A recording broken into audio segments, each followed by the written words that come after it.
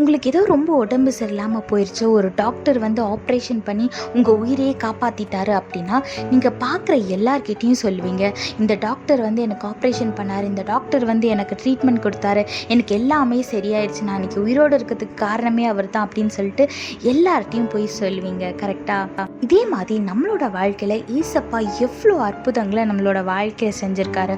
ஆனால் இதை மாதிரி என்னைக்காவது நம்ம யார்கிட்டையாவது போய் சொல்லியிருக்கோமா? வீரத்தில் பாருங்கள், சங்கீதம் 50:15 போட்டிருக்கு, ஆபத்து காலத்தில் என்னை நோக்கி கூப்பிடு, நான் உன்னை விடுவிப்பேன், நீ என்னை மகிமைப்படுத்துவாய்னு வேதத்தில் போட்டிருக்கு. ஆமாங்க, நம்மளுக்குன்னு ஒரு பிரச்சனை வரும்போது ஏசப்பாட்ட போகிறோம், அழுது கெஞ்சி கூத்தாடி ஏசப்பாட்ட அந்த ஆசீர்வாதத்தையும் வாங்கிக்கிறோம். ஆனால் வாங்கினதுக்கப்புறம் நம்ம அவருக்கு நன்றி சொல்கிறோமா, அதை பற்றி நம்ம மற்றவங்க கிட்ட சொல்கிறோமா அப்படின்றது ரொம்ப முக்கியம். நீங்கள் தினமும் பார்க்குற மக்கள்கிட்ட, உங்கள் ஃப்ரெண்ட்ஸ் கிட்ட, உங்கள் ஃபேமிலி மெம்பர்ஸ் கிட்ட, நீங்கள் போகிற சர்ச்சில் அப்படின்னு ஏசப்பா உங்களோட வாழ்க்கையில் என்னெல்லாம் செய்கிறாரோ அதெல்லாம் சாட்சியாக சொல்லி பகிர்ந்து கொள்ளுங்க. அப்படி நீங்கள் வந்து சாட்சி சொல்லும் போது தேவன் மகிமைப்படுவார். அது மட்டும் இல்லாமல் நிறைய ஜனங்கள் உங்கள் மூலமாக ரட்சிக்கப்படுவாங்க.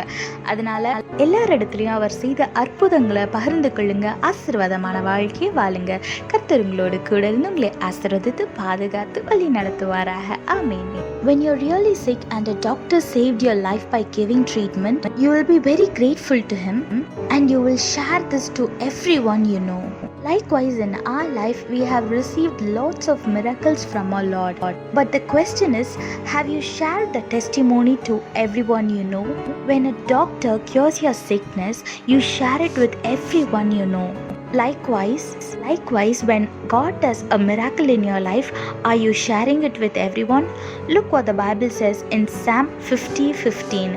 Call on me when you are in trouble, and I will rescue you, and you will give me glory. Yes, whenever we are facing trouble, whenever we are sick, or whenever we are financially stuck, we ask God to rescue us, and He rescues us and do great miracles in our life. But are you giving the glory to a God? Are you sharing the testimony? Your single testimony can transform others' life.